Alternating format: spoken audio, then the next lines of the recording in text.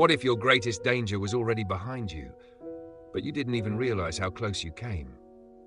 Have you ever been protected in ways you couldn't see by forces working quietly in the background?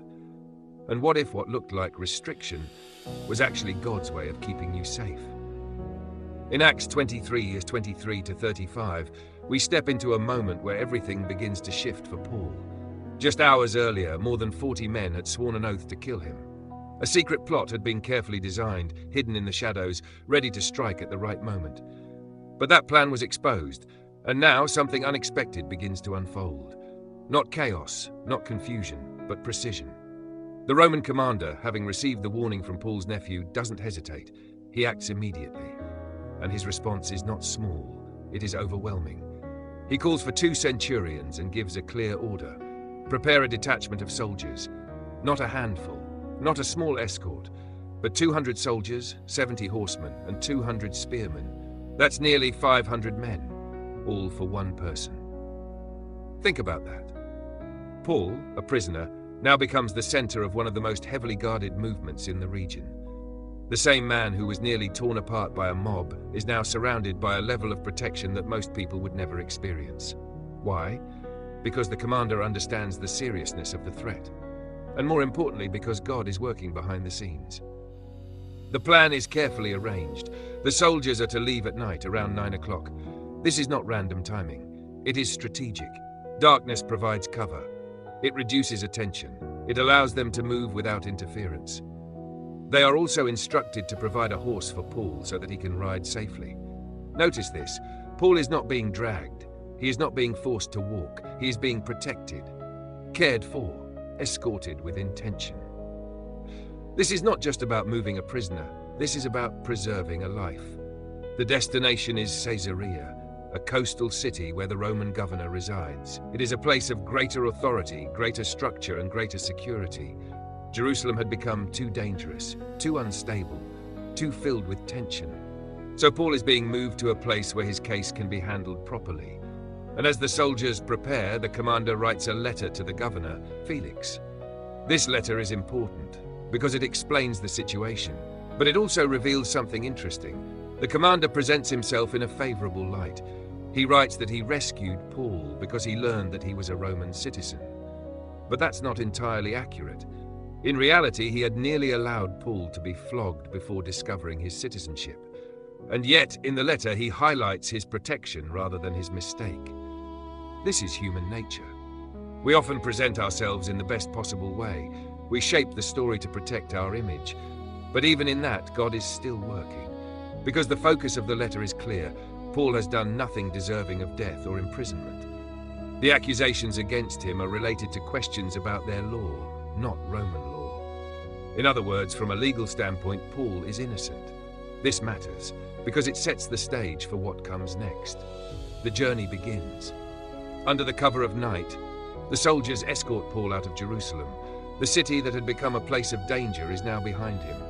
And as they move forward, there is a sense of calm. No crowd, no shouting, no violence, just movement. Steady, protected, purposeful. They travel to Antipatris, a midpoint on the journey, and from there, something changes. The next day, the soldiers leave the horsemen to continue with Paul, while the rest return to the barracks. The danger has decreased. The risk has lessened. The mission is progressing. Eventually, Paul arrives in Caesarea, and he is brought before the governor. The letter is delivered, the situation is explained, and Felix reads it carefully. He asks Paul where he is from. When he learns that he is from Cilicia, he says, "I will hear your case when your accusers get here." And then Paul is placed under guard in Herod's palace. And just like that, the journey reaches a temporary pause. But this moment is more than just a transfer. It is a picture of something deeper, a reminder that God's protection does not always look the way we expect. Paul is still a prisoner, still under guard, still facing accusations, and yet he is safer than he has been in days. This is the paradox of faith. Sometimes what looks like limitation is actually protection. Sometimes what feels like restriction is actually guidance. Paul is not free in the way we might define freedom, but he is exactly where he needs to be, alive, protected, positioned for what comes next, and that matters. Because just days earlier, his life was hanging by a thread. A mob wanted him dead. A conspiracy had formed against him. A plan was set in motion to take him out. And now, he is under the protection of nearly 500 soldiers, escorted safely to a place of authority, awaiting a formal hearing. That is not coincidence. That is intervention. But it didn't happen in a dramatic, visible miracle. There was no sudden flash of light, no instant removal from danger. Instead, God worked through people, through decisions, through systems, through timing, through details. And this is something we often overlook. We expect God to move in obvious ways, but many times his work is quiet, strategic, layered. He uses what is already in place. He works through structures, even imperfect ones. He guides actions, even when people are not fully aware of his hand. The Roman commander was not acting out of faith in God. He was acting out of duty, out of responsibility, out of concern for order, and yet his actions became part of God's plan. This is a powerful reminder. God is not limited to spiritual spaces. He is not confined to moments of prayer or worship. He works everywhere. In governments, in systems, in conversations, in decisions made by people who may not even recognize him. And that should give you peace, because it means that God's protection is not fragile. It is not dependent on perfect conditions.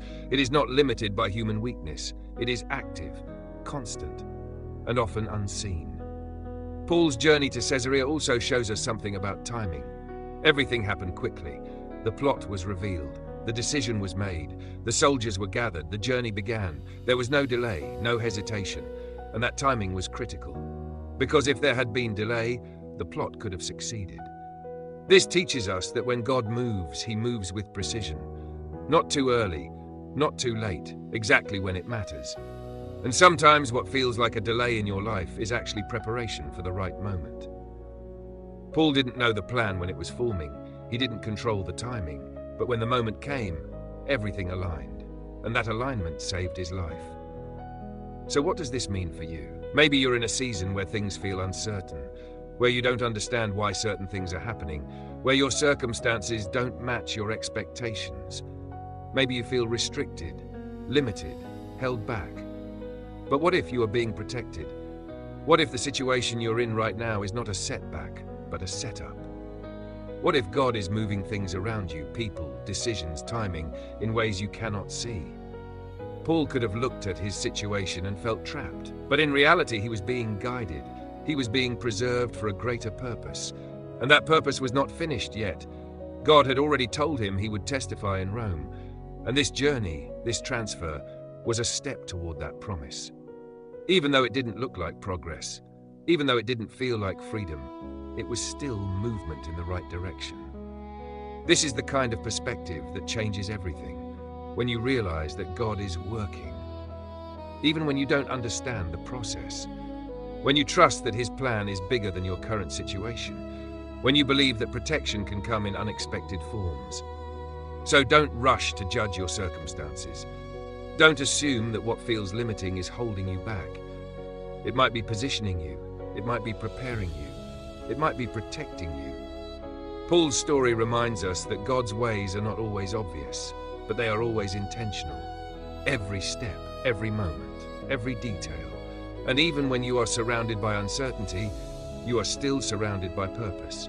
So hold on. Stay faithful. Trust the process, because the same God who protected Paul is still working today, and he knows exactly what he is doing.